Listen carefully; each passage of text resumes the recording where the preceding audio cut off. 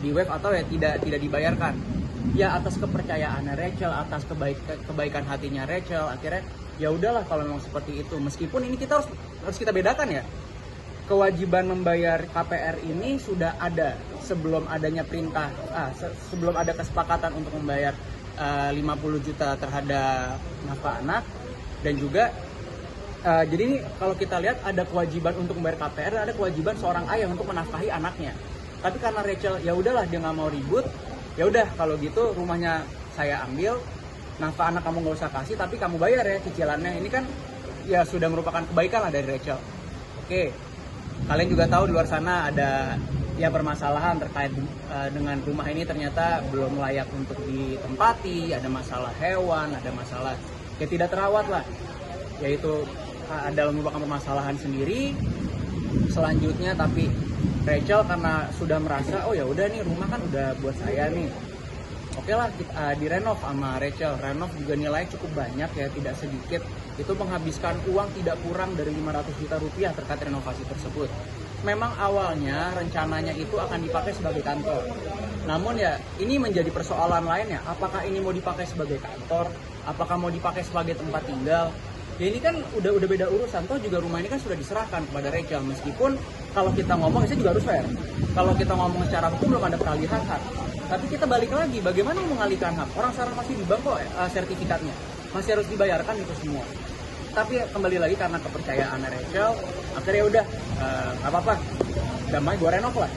Direnov sudah, dan kita juga tahu, kalian teman-teman tahu, Rachel ini merupakan tulang punggung keluarga. Yang ia hidupi ini tidak hanya 2 orang anaknya, tetapi ada saudara-saudaranya, adik-adiknya. Nah karena dia merasa ya harus menghidupi adiknya dan merasa oh ini rumah ada, udah saya renov dengan uang pribadi saya, ya mengapa tidak untuk menempatkan adik-adiknya tinggal di situ. Akhirnya ditinggali lah adik-adiknya di situ dengan saudaranya kalau saya nggak salah. Ditempati ya perjalanan waktu itu mungkin di tahun 2025 saya lupa ya. Dan ternyata mulai timbul nih masalah sedikit demi sedikit terkait dengan tahu-tahu setelah rumah ini direnovasi sedemikian rupa sudah layak huni kok cicilannya jadi malah mandek, yang bagaimana sudah dijanjikan ini akan dibayar nih setiap bulannya, yang dimana juga sudah mengurangi beban saudara Niko juga, tidak perlu lagi membayarkan nafkah anak itu. Cicilan mandek sempat juga dibayarkan oleh Rachel, sempat juga mungkin di sini ya ada pinjam uang, katanya uangnya akan digunakan untuk bayar cicilan, akhirnya dipinjamkan juga oleh Rachel. Ternyata di sisi lain uang tersebut malah tidak dibayarkan untuk cicilan rumahnya, akhirnya timbul masalah baru lagi. Nah ternyata baru-baru ini belum sampai sebulan kok makin serius masalah ini. Ini kan terkait dengan tanggung jawab. Tiba-tiba kok rumah yang sudah ya dikatakan katanya udah kamu ambil aja, udah kamu renov aja, yang rencananya rumah ini buat anak-anak ke depannya, kok malah sekarang ada orang yang datang ke rumah, ada yang ngukur-ngukur, ada yang lihat-lihat. Kok juga kalau gitu kan kasihan adik-adiknya Rachel, kasihan juga lah saudara-saudaranya, pasti tidak nyaman. Gimana komitmennya sejak awal? Ternyata ini rumah sekarang udah ada surat peringatan 2B dari bank, dan ada juga info terdengar bahwa rumah ini rencananya akan dijual, yang mana juga sudah pasti Rachel kaget, nggak ada itu yang kayak kalau saya dengar dan saya juga dapat info dari klien bahwa ini adalah win-win solution untuk menjual rumah. Sampai saat ini belum ada kesepakatan seperti itu. Jadi ya sebetulnya di sini yang mau dicari itu bukan masalah rame-rame di sosial media. Cuma yang kita mau luruskan ini adalah di mana ya Rachel ingin mencari keadilan. Rachel ingin menuntut hak. Haknya siapa? Hak anak-anak, bukan hak Rachel. Ini terkait tanggung jawab seorang ayah loh terhadap anak-anaknya bagaimana. Dan tinggal ke depan nanti kita lihat. Kalau saya lihat sih ya sementara ini potensi-potensi pidana nih sebetulnya ada. Nanti kita lihat ke depannya apakah akan kita lakukan upaya laporan polisi atau bagaimana. Di sisi lain juga seperti saya bilang 2021 mereka ini cerai, tidak mau ribut karena kita lihat juga pengasuhannya Rachel dengan saudara Niko sebetulnya baik-baik aja. Baik-baik dalam artian untuk anak-anak tuh juga ada acara, terkadang ada yang hadir, masih spend waktu bersama. Cuma kalau kita lihat makin kesini kok sepertinya terkait dengan tanggung jawab ini kok makin menghilang gitu. Jadi tidak menutup kemungkinan juga ke depannya mungkin akan dilakukan upaya hukum. Apakah itu kita akan melakukan gugatan hak asuh anak, ataukah melakukan laporan polisi terkait dengan dugaan tindak pidana yang ada, atau yang lain-lain.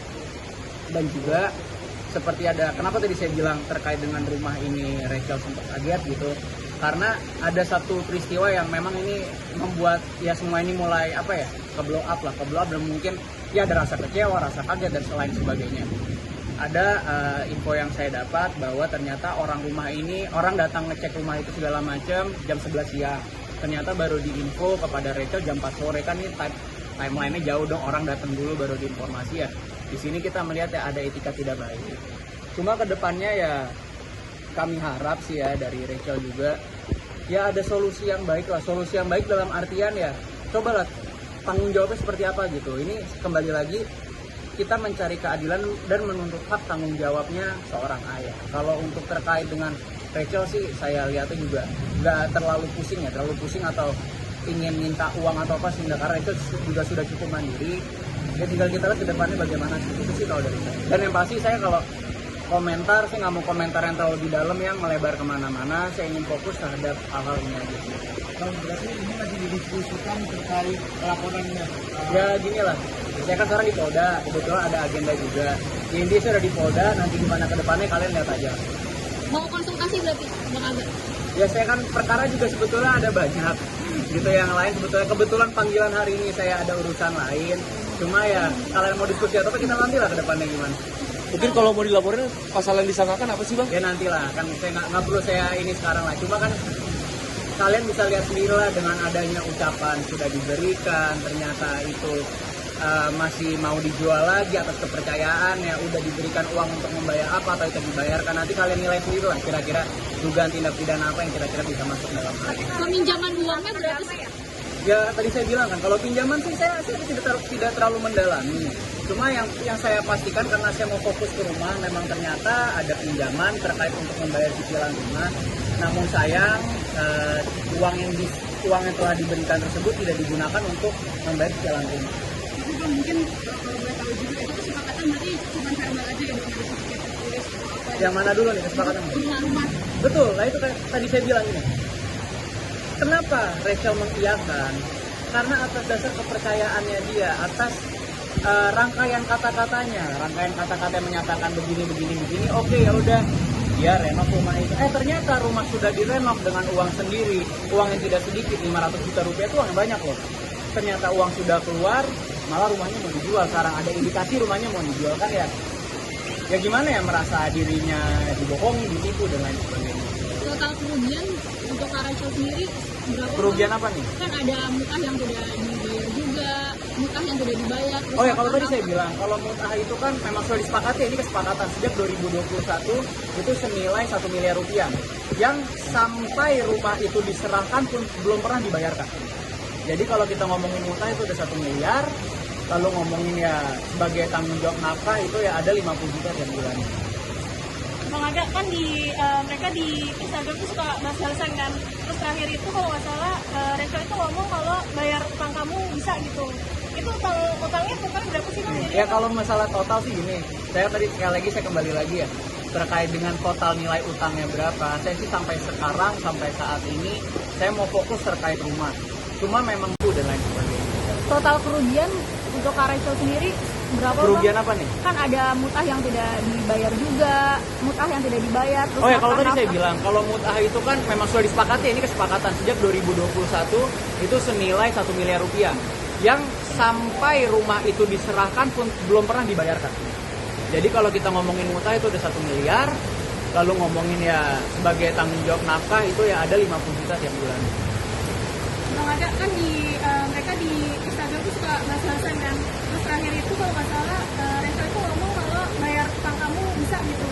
Itu utangnya totalnya berapa sih Bang? Ya kalau masalah total sih ini, saya tadi sekali lagi saya kembali lagi ya terkait dengan total nilai utangnya berapa. Saya sih sampai sekarang sampai saat ini saya mau fokus terkait rumah. Cuma memang berdasarkan info yang saya dapat untuk peminjaman uang itu tidak dilakukan hanya sekali, tapi nilainya berapa saya tidak mendalami itu. Jadi ya mungkin belum kapasitas saya untuk ngomong itu total nilai uang yang dipinjam berapa. Tapi maunya Rachel sendiri gimana?